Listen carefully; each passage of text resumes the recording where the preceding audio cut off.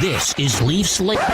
Hi, this is Mike Ross, public address announcer for your Toronto Maple Leafs, and this is the Leafs Late Night Podcast, your post-game destination. And now, your starting lineup. Roscoe, the Fanalist, Southey, Wiener, and Darty Brodeur on the Leafs Late Night Podcast. I had to play that, after tonight. I needed something, just a little bit of positivity to start off the show. Thanks again, Mike Ross, for doing that for us. But hey, this is Leafs Late Night, and this is Steph the Fanalist, joined with Wiener. Everyone else is either working or it's a little bit of a late night for them. But we'll see if Darty joins us and Leafs dropped the game in OT in Game 6 in Tampa. Sorry, I'm really not okay right now, Beaner. How are you doing? I'm about the same. On the bright side, we just have to look at it as best we can, right? The Leafs actually, they played great. Aside from the phantom high stick on Cal Foot, their officiating was actually good tonight compared to the rest of the series. It was amazing tonight, and we had our chances. We didn't give up, fought back. JT showed up as people have been asking him to all series. Yeah. And yeah, we were right there. We had a chance, just couldn't do it. I don't fault Campbell. I can't really find too much fault in the game. Okay, Kerfoot's giveaway at the beginning, but we came back and tied it and then took the lead. So that's neither here nor there, right? Yeah, it's really hard to pinpoint anything on anyone besides that Kerfoot play. And then I guess the actual high sticking call after the phantom call there. But yeah, we just had really high hope we closed this shit out because this was such a great game tonight. And like you said, I don't know what else could have been better besides not getting called for stupid garbage. But Tampa, their 16-0 record, bouncing back off a playoff loss in the last 2 years. Oh man, the emotions are high with me right now. Like I have no nails left if I had any before to begin with, but yeah, what a game. Not many penalties to start off the game as well in the first period, which was surprising too, and that's what really set the tone of the game, eh? Yeah, the first period just flew by. Like I said, I think it was really well done tonight by the officials, which you don't hear me say that very often. Mhm. A lot of 5-on-5 play, and I'm not nervous at all playing these guys 5-on-5 because the Leafs can hang with them. There's not you saw it all season, whether against Florida, Colorado, whoever. The Leafs could hang with everybody. Yes, there was blowouts. Everybody gets blown out at some point or another, but they had every opportunity to do it, and just we gotta pick ourselves up and get ready for Saturday. Yeah, that's it, right? We just got to shake it off and kind of knew it was coming at the same time, didn't want to admit it, right? So I guess to really face our demons, we have to go to game 7 to slay the dragon for once and for all. It hurts, especially watching such an excellent game by the Leafs and the reactions on the bench, Keefe and Dubas, Shanahan up top. Oh man. I know I'm a little lost for words right now, but a couple things happening in the first period too I want to touch on. What is with Tampa this series and knocking off their own fucking net? Like, and it just doesn't get called or nothing. It always seems like it's accidental, but at what point does it not become accidental? Yeah, I don't want to take Johnny's spot as the conspiracy theorist with regards to Tampa, but it seems awfully convenient that it's been happening so often to give them a little break. Now I know they can't change and it doesn't go to TV timeout or anything if you push it off in your own defensive end, but still that little bit of a breather is better than nothing, right? So it's just awfully convenient. It's too convenient for my opinion, right? To me, it's way too convenient and it always happens at the perfect time or some other bullshit play that happens to get whistled down. For example, Corey Perry laying on the puck like a beached whale in the ozone. Like, come on, man. If this was the other way around, it wouldn't be happening. Even with Jack, and if he pushed off the net, I swear that would get reviewed all day long, and the Leafs would get some sort of call for that. Now where's Darty on here saying that if Perry's lying down on the puck, you should still be going after it like it's free and taking some shots, Yeah. right? Yeah, seriously. This first period, it was really even, and it just goes to show the shots alone 10 minutes into the period, it was only 4-2 for Tampa. And I gotta say, tonight the guys were blocking shots like crazy. Both ways, right? I believe Absolutely Labushkin were. led the team. Yeah, 5 blocks for Labushkin alone, but wow. Just yeah, and William Nylander too, rotating through the lines in the first period, through 1 through 3. So really looking for that first goal, such an important goal, but lo and behold, just, you know, small mistake which turns into something huge. It's super magnified because of course it leads to a goal. Um Kerfoot backhanding a pass, thinking Brody is right there, but Palat's like, "Ooh, thank you very much." Intercepts that puck straight down on the rush and doesn't miss. Oh, it Yeah, that was was that was a bad look. I don't, and it's so out of character for Kerfoot too, right? Because normally Kerfoot would grab it and he would just, at the very least, just skate to the blue line and dump it in. Um, I'm not sure what he was thinking, um, but good on Jack for bouncing back afterwards and yeah. holding the line. Right, Jack played amazing tonight, and really like even Justin Hall played great tonight. Yeah, yeah, I totally agree. Austin Hall tonight, especially in the third period and the overtime. Oh my God. Nothing bad whatsoever to say about this guy.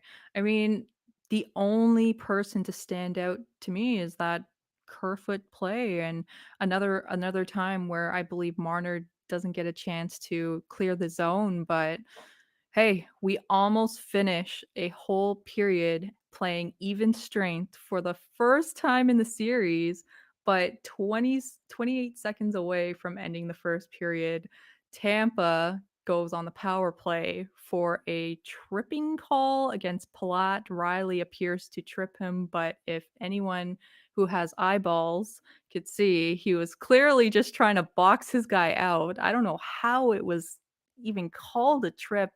So much panic in front, and I thought he was doing an excellent job of having his man getting the stick, and suddenly that becomes a trip. Well, with the way Riley was hunched over and having his stick out to the side like that, getting into the skates, it's kind of a chintzy call, but it's technically it's the right call. Um, as much as nobody likes it, it's like Fine, fine. no, no, right. Like I myself don't like it. I would much Yeah. rather it not have been called, but realistically, it was the right call. Okay. I'll accept that. I don't want to be the super homeristic here and have to accept our faults, but hey, we end the first period 1-0 up for Tampa going into the second. Tampa continuing on the power play, 1:33 to go. You know, good chances for our power kill, but not able to sink it. Toronto then goes on the power play on a hooking call by Mikheyev on foot. And okay, fine. This was a weak call, but they were calling things that maybe shouldn't have been called. And then the other, it went the opposite way. I don't know, but unfortunately, Sorelli scores short-handedly. It makes it 2-0 for Tampa. Yeah. Yeah, the calls tonight were a little like, as much as I said the officiating was good, and it was tonight. Tonight was the best officiated game in the entire series. They How can I word this without sounding like I've completely lost my mind? Um, It's okay. they were the calls that had to be made. Like, I was ridiculously surprised that they got Nick Paul on an embellishment after the Justin Hall interference call, which yet again I'm okay with because he did go down a little easy, but you don't normally get that call, right? Normally they Yeah. just pick the person who created the initial infraction. Doesn't matter if there was an embellishment or not, and then that's that. But Yeah. yeah, even the hooking one on Cal Foot, it technically it was still a hook. We've seen a lot less called in this series. Yeah. Yeah. You're right. You're right. I'm just still mad, but yes, that one was legit, of course. You know, at this point, Leafs Nation had hope because we did come back from going down 2-0 last game, and Leafs were playing solid. They did not lose commitment to the game. They did not take their foot off the gas whatsoever, in my opinion. Anyways, they came out blazing, and before you know it, Matthews wins a draw. Nylander to the point. Geo, huge shot. Matthews with the tip and in, giving the Leafs life and cutting the lead in half for Tampa.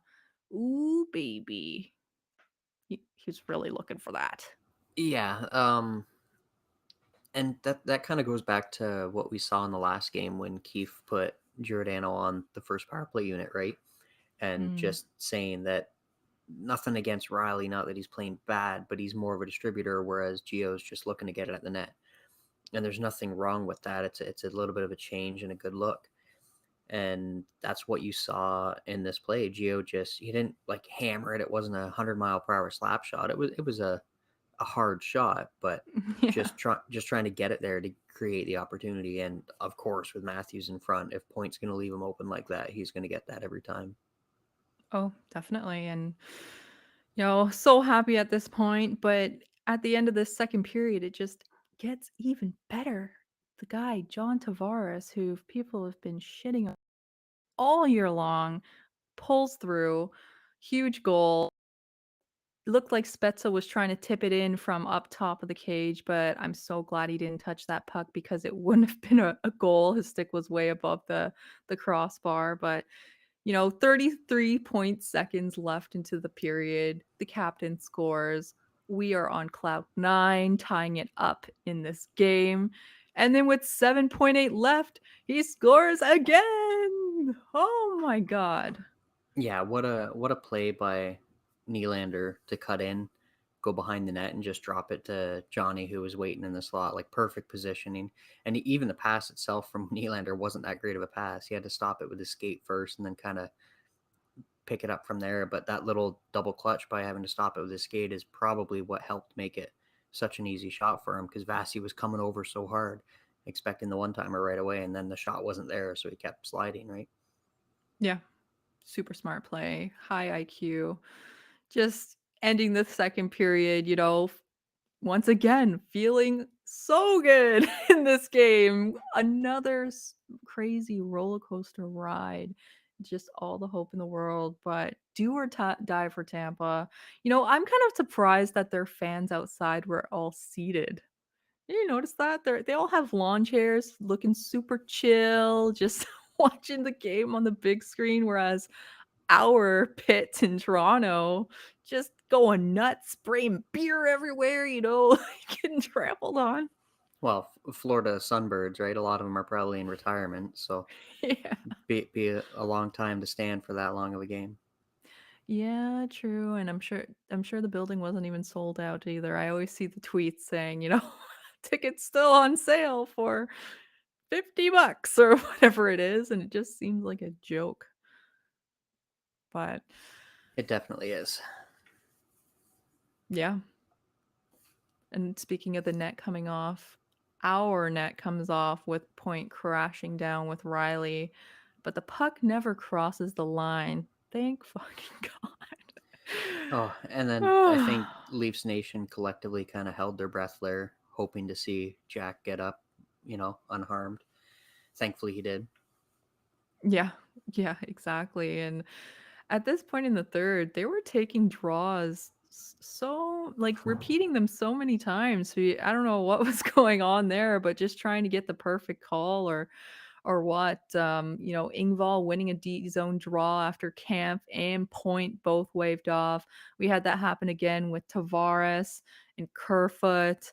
And after this point, it just kind of, this is when people started really cursing the refs' names because Camp high sticks foot's left shoulder pad or right shoulder pad, but he completely sells it. Like this guy went to acting school or what? Like it hits his shoulder, he looks directly up in the sky, like it hits him right off the beak. But video shows like, guy, what Casper's not there. Like, what are you doing right now? Yeah, this was definitely the worst call of the night, and probably realistically probably the only one that they absolutely got wrong, like 100% wrong, and unfortunately went against us, right? Like that, it's kind of surprising to me to see someone like Cal Foot do that, considering how the type of player that his dad was, right? Just such a hard nosed defenseman who always did the right thing, was always Yeah. in, so such Mr. Reliable back there, and then his son goes and does something like that. But yeah, Yeah. gotta kill it off. But I think we know what happens. Guess he took some notes from his dad, former NHLer at this point. I'm wondering what he's saying, sell anything you can at this point, especially with the officiating in this league. But, I agree with you being before the third. I thought it was pretty good. I did not have many complaints whatsoever with officiating. It was mostly in the third period. And of course, our power kill tries to be aggressive, killing this penalty off. Kerfoot with a break ends up in the corner with Hedman, going a little bit too hard because no one is there for help either, but unfortunately gets the stick way up his chin strap. And, there was no way out of that. That was obviously the correct call there. Like, this guy ate the stick for breakfast. But Yeah, I see people complaining online about how Hedman had like basically brought Kerfoot's stick up. Well, it's not like Hedman grabbed his stick and then hit himself in the face with it. He was in the process of trying to make a hockey play, trying to get his stick free, and it got caught. You are still, if a little bit of coincidental contact, yeah, they probably wouldn't have called that. But like the bottom third of Kerfoot's stick was in between Hedman's shoulder pads in his jersey. Like there was no way out of it, and I don't see how people can even attempt to argue that one, because that was a call. Um, at that point, he had already killed a good chunk of the penalty off. Just try and smother it against the boards and either hope for a whistle, like pull a Perry, right? yeah, you're right. There's absolutely no way out of that. You cannot challenge that. I mean, this, it's I'm still emotional being. I apologize, but Kerfoot or not Kerfoot, Kucherov, wrong K, scores on this 5-on-3, leading to another argument because Point's helmet strap was undone during this power play, and Marner's pointing at him. Spezza comes off the bench afterwards to argue it because apparently that's a big no-no, but Elliot Friedman in the intermission there cleared up the point for us viewers. I guess the refs did that for them afterwards because Spezza rallied the boys and said, "Okay, you know what? We're wrong here. We can't challenge this. We just kind of have to take it and move forward." Regardless of whether or not it should have been a penalty, which judging like based by how the rule is technically written, it shouldn't have been a penalty. But regardless of that fact, that wouldn't be something that would be challengeable because it Mhm. wasn't the puck wasn't kicked in, it wasn't deflected into the high stick, there wasn't goaltender interference, there wasn't offside. Like I get it. There's a possibility that there could have been a slight advantage on your side if it was called, if it was in fact a penalty, but it wasn't reviewable. So you're basically just wasting time on nothing there. I honestly thought the stick got into Campbell's pads or something. I didn't realize the strap at first until they were talking about it. And watching the replay, I'm looking for that goalie interference and I'm looking for the shove because they were like on the line of that crease and standing right in front of the bod there. But I'm so glad they didn't attempt to challenge for that. Like, yes, Perry was in there a little bit and he kind of went yeah. at Campbell's stick, but there was no way we would have won that. Like, no way whatsoever. Definitely. Me too. So glad. Smart move by Keefe. And, looking to close out the series. You want it to end the game, but no, there's no way at that point. And after that, Keefe is just trying to throw out different combinations too. We saw Blackwell, Camp, Mikheyev, super dominating shift from that second line, and Kerfoot trying to redeem himself with a shot off the knob of the stick. We had a Muzzin, Nylander, JT chance. Oh my God! And Hagel misses a wide open net. Just, just madness leading into OT. Oh, it was. And when Hagel missed, I would kind of had a big sigh of relief there. Like, okay, that's our one, right? If you do the old hockey god saying, right? If you play the game right and do all the little things right like you're supposed to, then things will go your way. And that was just a sign, like, okay, you know what? Maybe things are going to go our way tonight because there's no way in hell he should have missed that. And you even saw when he went back to the bench, he knew it. Yeah, that easily could have been the end of the series for them, the end of this year for them. And, the demons inside my head told me that he was going to be the OT winner just because that's the way it works for the Leafs, unfortunately. Um, but hey, the Leafs go into overtime 3-3. The Leafs have scored at least 3 goals on Vasilevsky every game. And trying to break more curses that have strung along this series. I don't even know what you want to call it, but hey, overtime for the first time, deserved. Both teams played super hard. 48 hits for the Leafs, 60 for the Lightning, 21 blocks apiece, which I'm shocked about. It seemed like they were blocking way more than they were hitting tonight. And that's just only one power play opportunity for the Leafs, so goes to show that the whistles were put away at some point, especially in that third period. And, another couple power play opportunities could really have really changed this game.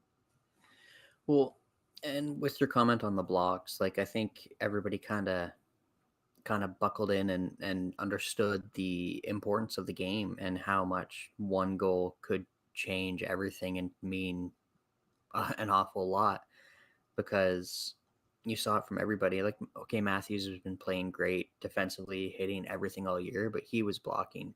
Hall was blocking and actually blocking well. Um, Yeah. everybody, Labushkin had a handful of good blocks. JT was in there all the time. Even Willie was trying to do blocks. Like, everybody was buying in, and it was so nice to see that. And I made a comment in, I think it was in our Discord, how right off the hop in the first period, the Leafs were playing as such a team unit. It was so, even when they got down to nothing, it was so refreshing to see the way they were playing as a team, as like basically just this one giant mind that had one mission and one goal. And if a defenseman came in, they were covered right away, and it didn't. We didn't give up anything that we didn't need to, really, aside from a couple minor little gaps like the Kerfoot one or the double minor, right? Yeah, I totally agree. All game long, like you said, did not let that foot off the gas whatsoever. If someone was flying down, at least two guys would have him. And the Leafs were winning so many puck battles. And it was a game of literally millimeters because if they had a good chance, something would get blocked and then it would go the other way and it get blocked again. And you'd have to find that funky rebound or that lucky shot to try and get it past either of the goaltenders. I mean, Atlantic All Star Division goaltenders, like this is literally, oh, Tampa, our evil twin. Just, but Yeah, it'll just make winning on Saturday that much sweeter, right? yeah. Yeah, unfortunately, Leafs unable to convert in OT, point with less than 2 minutes left in the OT scores. I yelled and just said, "How did that even go in? Was there interference?" Like trying to look for anything on this play just to see, but too little, too late. And Matthews too, held by Killorn for how long? Like 20 seconds, 30 seconds, no call. He had Kerfoot just elbowed. Matthews had just had such a beautiful tip in front just prior to that too, and had such a great chance to win it, and it just went wide. He just didn't get enough of it, and that's as much as it sucks and as much of a hockey cliche as it is. That's what happens, right? That's how overtime goes, and they just have to make sure that they can not get too down off of this and keep going because they were Yeah, right there. It's not like they dominated and they snuck it into overtime. Like they were right there. They had this game. They played great all throughout it. Tons of chances. yeah. They can do it. They can. They can. And I know it has to be the hardest way possible, for Leafs fans.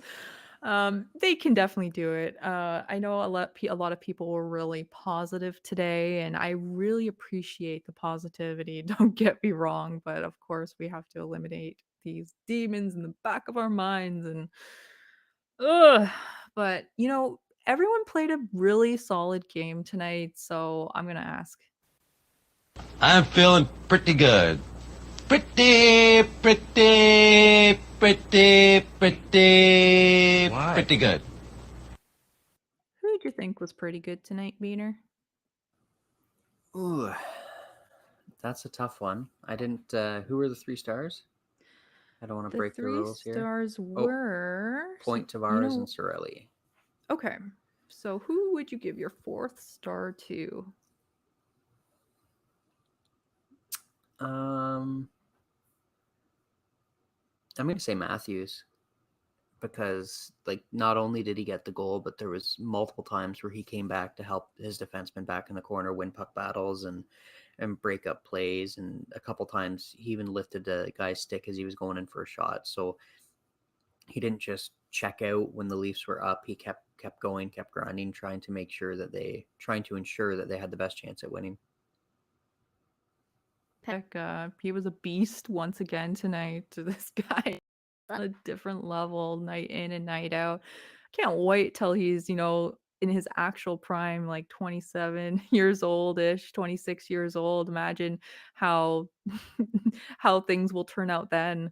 But hey, for me, it's tough.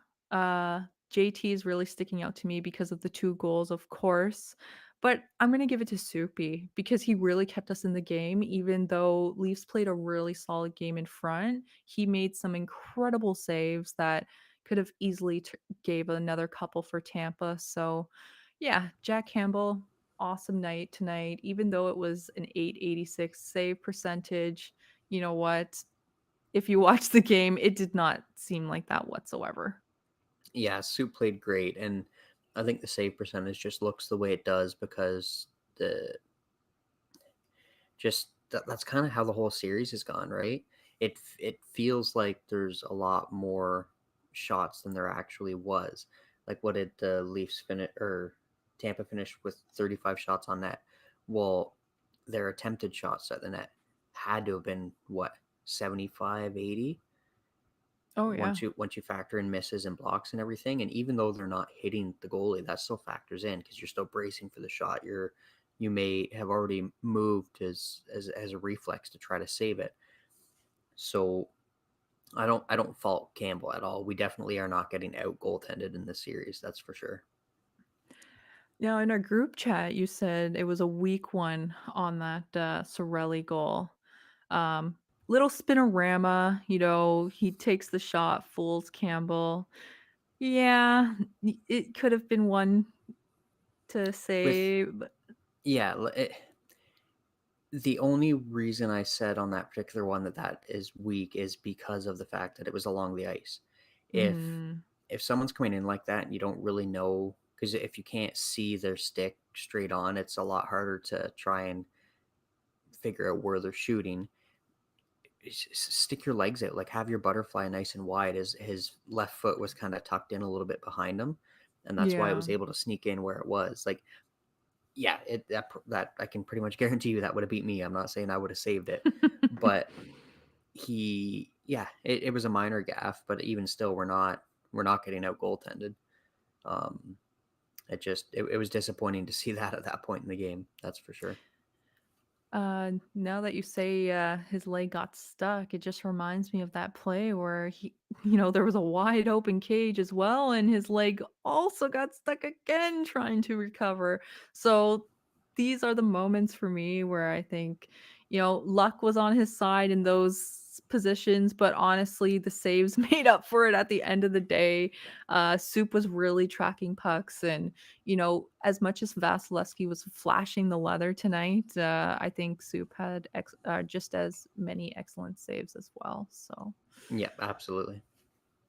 we do have one comment from on Twitter, and it's from Mike at Mike the Fanatic. I want to hear your thoughts about this being. He says the NHL should seriously be ashamed of themselves. Still don't think Bettman doesn't have a fix.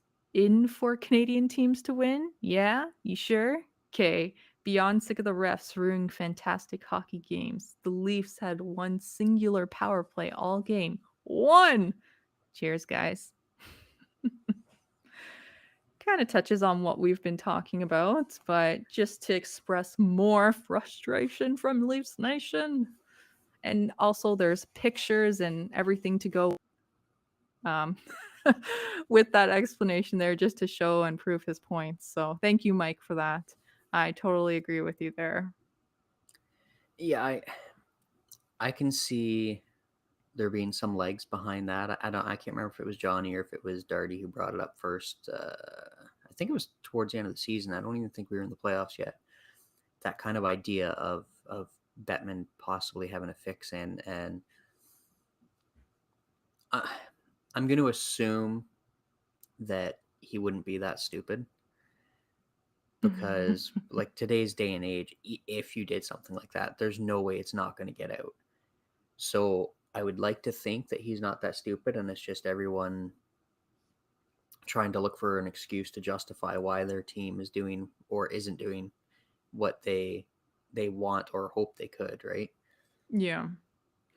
Yeah. So, with that being said, and, we've been praising the late, would there be any changes you would make for lineup changes, or if you had your chance to speak to the guys, what would you say?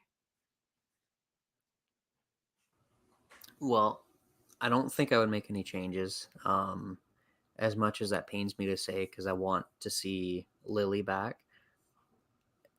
I have to eat crow when it's needed, right? Hall played great tonight, and really everyone did. There was a couple shifts in the early parts of the game that I thought maybe Marner kind of looked a little off. Like maybe he was trying to think too much, right? He didn't quite seem as crisp with his skating or his passes, but he definitely got that back by the end of the game. And just with regards to trying to talk to the team, just you've been here before. You've had chances and you haven't done it. Like, it's not going to continue to happen this way. Look at Jeremy Roenick. He made the Cup final in his first or second year with Chicago in the early 90s. Excuse me. And he thought, oh, great, this is going to happen every year. This is awesome. The NHL is easy. And he never made it back again. Like, great career, great player. Just guys don't really. I don't know if everybody realizes in the moment how difficult it is, even just to get to the playoffs on a consistent basis, let alone try and make a run. So if you have a chance, you gotta take the opportunity and look at the guys on the team. They all say how important Spets is to the team. Simmons, Gio, even though he just came in, they don't have a lot of years left in them. As much as it pains me to say, I'd love to see Spezza keep playing, even if he only plays a handful of games a year. But they don't have that many games left in them, and you've already seen it with Thornton, with Marlowe. You've seen players come and go out of that dressing room who have played forever and have not won a cup. Yeah. So, first step is the next game, right? Just win one. That's all you got to worry about. Win that one, go on to the next game, because you can do it and you can hang with anybody in this league. There's no question about it. Oh, most definitely. And speaking of Spezza, he only played 619 tonight. What an impactful player with such a reduction in minutes, because Keefe is obviously trying to throw out the big guns whenever he can to to score anything at any point, but just the presence on the bench and in that locker room, oh man, just so valuable. And it's hard, right? This roster, you have guys like Simmons and even Clifford, and Lily and Sandine. I know he hasn't had his reps yet, but you want these guys to play and you want another series to come so you can have games 1 to 3, to test things out, rotate guys in and give these guys their reps. So I'm hoping. I have the passion. I have the passion. It's gonna happen. It's knock on wood. It has to happen. But yeah. But moving on. Sorry. I'm still in it. I'm still processing it. We're at midnight now and I'm still like ugh. But Matthews nominated for the Heart. Hell Yes, yeah. we all kind of assumed. Well, not assumed. We knew he was going to be in there. Um, I think what everybody is kind of a little bit shocked about is with the media pumping Jonathan Huberdeau's tires up so big, he wasn't in the top three.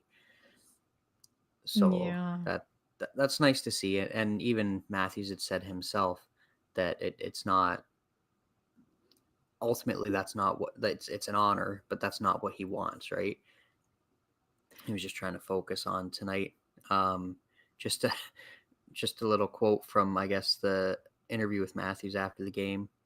We've just got to put our balls on the line and go for it, There we go. right? And they do, and I don't think I don't think they played poorly. It happens, right? Yeah. It's just the way she goes. So, but yeah, when that nomination came out, the top three there, I immediately went to Twitter because I knew the slander was coming. Especially when you did not see Huberto or Gaudreau's name in the conversation. And everyone, anyways, was really cheering for Gaudreau, but I think Matthews is definitely top two, definitely deserves it as well. We've been, saying amazing things about him all year long. But I think the biggest controversial nomination has to be the bunting for Calder. I'm so happy he's gotten the nomination, but it's just sparked, more toxicity on Twitter. Oh my god. Yeah, and we've talked about this a lot over the course of the season. And as much as I love Bunting and I would love for him to win the Calder, I still think it's going to be Sider, and not anything to do with age. I don't give two shits about the age thing. Just the difficulty of playing defenseman in the league as opposed to forward, right? And then it shouldn't, but it's going to go against him that he played with Matthews and Marner. Like if you think about it, it should almost work in your favor if you're good enough to stay with two of the best players in the league all year. Like McDavid doesn't even typically have a winger stay with him 90% of the year. So that should factor in his favor, but it's not going to. Um, Yet again, he can tip his cap and thank everyone and look at it as a great honor to be nominated. But yeah, Yeah. Interesting stat though. Thanks, Marty, for this. Bunting, 92% of his points came at even strength, whereas 72% for Zegras and 54% for Cider. Obviously playing with superstars, but we have to remember that Nick Ritchie was in that original position to start off the year, and Bunting literally snaked his way all the way to the top through his effort and ability and just proving the guys wrong and everyone else wrong in Leafs Nation. He came into this team kind of people, especially if you don't play fantasy and you're not familiar with stats and players, like who is this guy? I've never heard of this guy, especially he's the oldest one on this first line now, but he started off with a really hot shooting percentage. I remember talking about this early on in the year because he had good stats with the Coyotes. But I think the thing that people fail to realize is that there's three parts of the eligibility with the Calder, and I think the thing that the NHL is kind of behind on is when they're not counting major pro leagues like the European leagues. So if you want to throw in the argument that he shouldn't be eligible because he's played X amount of games and he's barely made the cutoff, if we were to count European leagues, neither would Kaprizov, Pedersen, Panarin, or Matthews would have been eligible to win the Calder. yep. Oh, and you're so right. Like the list of players that have played full seasons over there is huge, and I don't know why they don't consider it, especially the KHL, which kind of surprises me the most because that's probably the closest comparison there is to being a professional league, right? Compared to the NHL. Um, the big thing everybody seems to kind of focus in on is the age. Like they must not have attained their 26th birthday by September 15th of the season in which they're eligible. Now, 26 is still fairly young. Yeah. Like especially for a hockey player. If you think 90% of the players that play, they don't a lot of them don't make it before they're 20. hmm Like it takes a long time to work your way up, and especially someone like Bunting, who he didn't have the best of the best growing up. He had to fight and claw his whole way up. And we're not talking about who was the flame that won at Makarov when he was 31 in the 80s. Yeah. Like Yeah. that's not who we're talking about here. He's still in his mid 20s. He is still less than the number of games played for eligibility. Like end of discussion. Yeah, no one's talking about Zegras. One of the categories of eligibility is less than 25 games in a prior major pro league season, and Zegras played 24 last year in the NHL. So he was right at the cutoff there. And yeah, Matt, and another thing that people don't notice is that Matthews would have has only played in Europe because of he did not make the cutoff for the draft. So that's what sent him to Zurich. Yeah, I can't remember if it was his agent who suggested it or his family, and just that they felt he got pretty much everything he could get out of the U.S. National Development Program, and that playing over in Europe against grown men rather than kids would be better for his development. And coming in with 4 goals in his first game, I don't think anybody can argue the path he took. Yeah, exactly. I think the most interesting thing that stands out to me though about the bunting thing, and that a lot of people, like if we really dig deep into this debate, if you look at his stats, and you really want to go deep into history, this guy only started playing competitive high level hockey when he was 16 years old.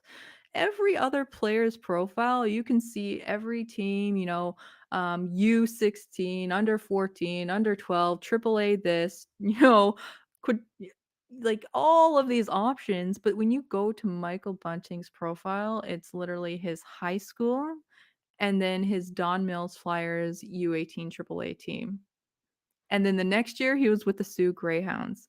So there is a hot take out there by Mitch Marney on Twitter, which I don't know if it's safe to assume, but I'm sure many other players in this world who may be elite might be financially struggling and maybe did not have the means to play AAA hockey as a child and growing up and seizing opportunities if they were ever given any.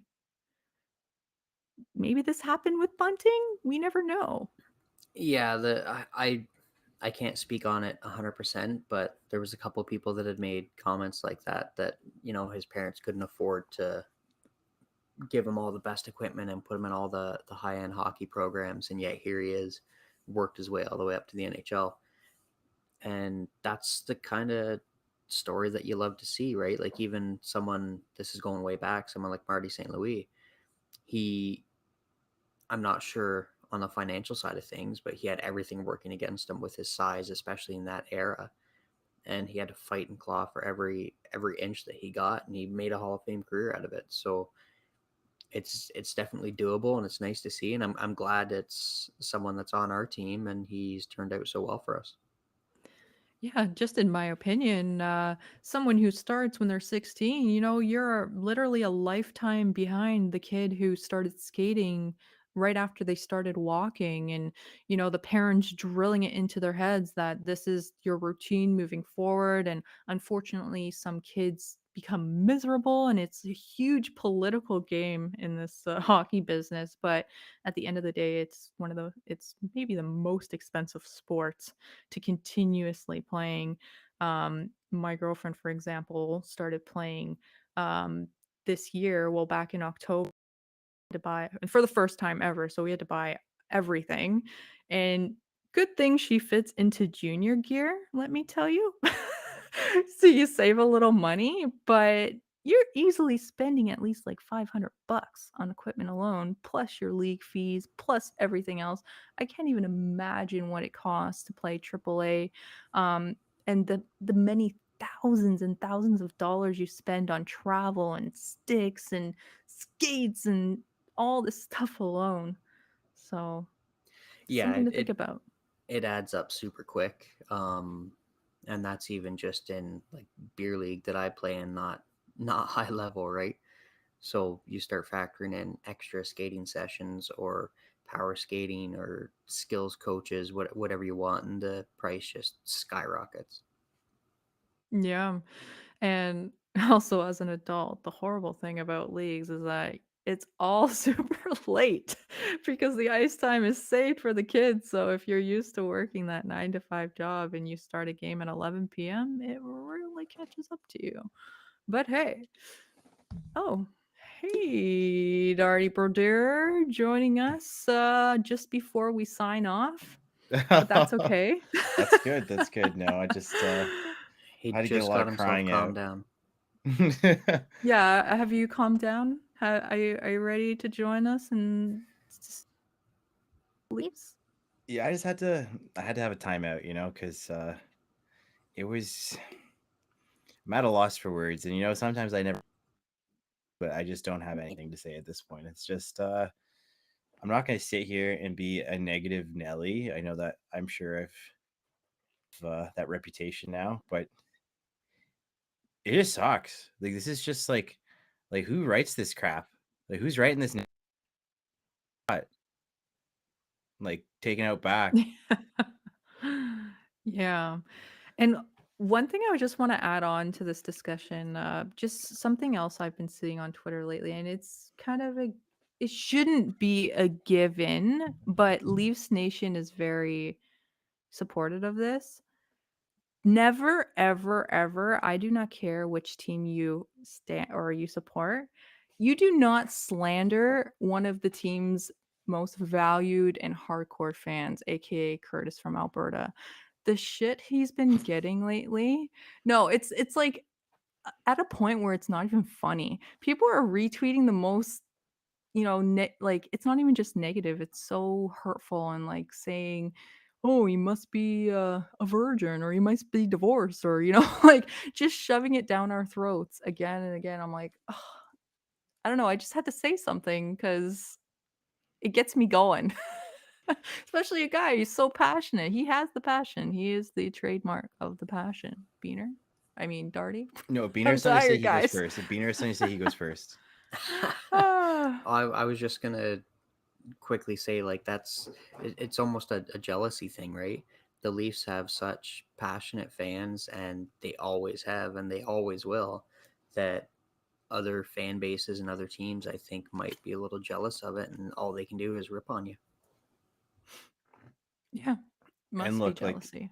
I feel like we have a we have, I guess, a little bard that transcribes and tells my tales to the tweeters of the world, and he goes by the name of Austin Richard Rocket. And I've been, I've had some statements on this show, but the one thing I do want to like emphasize and point out is obviously there's been a back and forth about me and what a real Leafs fan is, what a real fan is, or what the passion is. I need to understand that this is all of the passion, all right? Like my vitriol, your undying love, the flame that unites us all. Like, yeah, I might chirp you a little bit because, as I said, I did say that I'd send, snake oil salesman to your house because you'll buy anything. Or I thought that was personally funny, but don't get me wrong. That doesn't mean I don't love you. Like, leave passionate. Just because I might tease you a little bit because, I'm not always gonna feel the same undying love for when our team happens every now and then. Doesn't mean that I don't fucking love you. You guys are beauties, and Darty jumped in the for lake for you. I froze my petunias off in that In frozen Lake jeans. Simcoe in jeans too. All right, because not only was I took it as a kill two birds with one stone. All right, get two birds stoned at once. I was trying to teach my dog how to swim, and they just he obviously random story just to end it off on a feel good story because I don't want to talk about the Leafs right now. I'm sure you guys talked it in the most you level-headed folks are on this show besides Oh, Roscoe, who is thanks. mostly he's our lovable narrator, but but crazy sometimes too. He has to delve into dirty territory. So feel good story, unrelated to Leafs. So I was trying to teach my puppy how to swim, and she just spent the whole day at the dog park. So she was hot, hot, hot. She's an Australian Shepherd, right? And bit furry dog, lots of fur. So I was like, the lake is really cold, but I'm like, you know what? She was panting, panting, panting before. So I was like, I'll take her in the cold lake, and I will show her. I will go in there with her. It was shallow. It was like a easy play area, and I, I threw the ball in and she didn't want to get it. And I was like, oh, she's a little chicken, right? I jump in. She's smart. I scream louder. You guys have heard on this show. I scream so loud. I hit I hit a surprise. I hit a, that I've never hit before. I was starting to Octave. sing like Sherry from, Frankie Valley in the Four Seasons. All right. So, but I said, you know what? I'm gonna take this as an opportunity to not only teach my dog how to swim, but I'm gonna take a couple pictures. I'm gonna go jump into the lake. All right, because I remember hearing that in the song. There's a song called "Out for a Rip" and by the Shark Tank. If you're looking it up, and I said, you know what? If the Leafs make the playoffs, I'll go jump in the lake. Well, the Leafs have made the playoffs. Are gonna fucking do it, and I'm gonna jump in this frozen lake to show people I don't give a fuck. And not only did I jump in that frozen lake and freeze my nuts off, my dog jumped in with me, and now she loves swimming. I've never seen a dog so happy. So I did it for you, Leafs Nation. I did it for my dog. And, we love our animals here. We love Jack Campbell. We love Kyle Clifford. We love Austin Poppy Matthews. So game 7, Saturday night, we're going to fucking show them all the love and all the passion, no matter how you show it, because we're going to Yeah. freaking win this goddamn game. So help me God. All right. Hell yeah. Hell yeah. So St. Louis is up 4-1 with 2.5 left in the third. So it looks Oh, like we're gonna have another series decided. Is We're Dirty Edmonton's right in on up. that one? I 6. think I was the only one that called St. Louis. I'm pretty sure I was the only one that called St. Louis. There was a I know couple I, teams. Yes, in I called 6. Mini. Is it 6 or is Darty, it you were 5? right. You were in 6. It'll be 6 tonight, yeah. You were right, Darty. Ding, ding, ding, ding. And then Edmonton's up 2-1 over LA in the second intermission. And obviously Boston beat Carolina. There's your Isn't it late wild we fave. have 2 people that were actually like right? Like unless something, obviously now that I'm saying it, bring it out, all of a sudden 2 minutes, 4 goals or something. But like, I still owe Beaner money. Like I still got to send him my Oh yeah, we got to settle that. I got to send him my holographic Connor McDavid or whatever. Speaking of McDavid, Oilers have lost the last 5 straight playoff games when McDavid and Draisaitl score. So McDavid already scored tonight. They're playing for their playoff lives. We have a goal from Kane and a power play goal from Jersey going into the third period. So we'll see how that ends. But lots of hockey tonight. Every series on the line. Like you said, Beaner, Boston is still alive. The Lightning still live. The Blues go ahead, and we're still waiting on Edmonton, the Kings. And any last remarks before we sign off, folks? Parayko just sealed it with an empty netter. St. Louis advances. Here we go. Winnington, So Beaner- Binnington. Beaner and Dark are our resident prophets. So we Oh, have yeah. St. Louis versus Colorado in the second round. Ooh, fancy. That's there's going to be real good. Oh yeah. Yeah, Makar with 9 or 10 points in 4 games, tying records for his playoff streak at the first round. So, going to be really interesting. I'll eat my words. I definitely said if Binnington plays any of those games, the Blues are going to be losing, and Binnington happened to win his game he played. Um, Huso's in net tonight. Is that right? Or did he It, seal the win? Let me see. Oh, it's it Binnington. I was gonna Okay. say it doesn't look like Huso. 9:58 tonight for Binnington. So, yep, I'll eat my words there. Congrats to the Blues and go Leafs, go. Leafs forever.